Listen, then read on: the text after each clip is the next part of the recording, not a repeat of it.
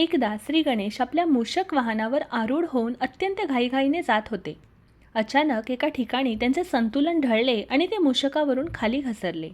हा प्रसंग आकाशातील चंद्रदेव पाहत होते आणि ते आपलं हास्य आवरू शकले नाहीत. चंद्राचं ते उपहासपूर्ण हसणं श्री गणेशांना अपमानास्पद वाटलं. रागाने तळमळून गणपती म्हणाले, हे चंद्रदेवा, तुझ्या या कृत्यासाठी मी तुला शाप देतो. अपमान आणि संतापाच्या क्षणी श्री गणेशांनी चंद्राला शाप दिला. तुझ्यामध्ये असलेले तेज, सौंदर्य आणि शीतलता आजपासून नष्ट होऊ दे.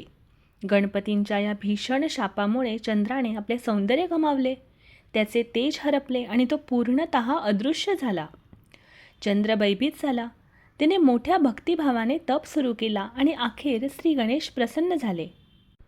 त्यावेळी समस्त देवतांनीही चंद्राच्या मुक्ततेसाठी विनवण्या केल्या.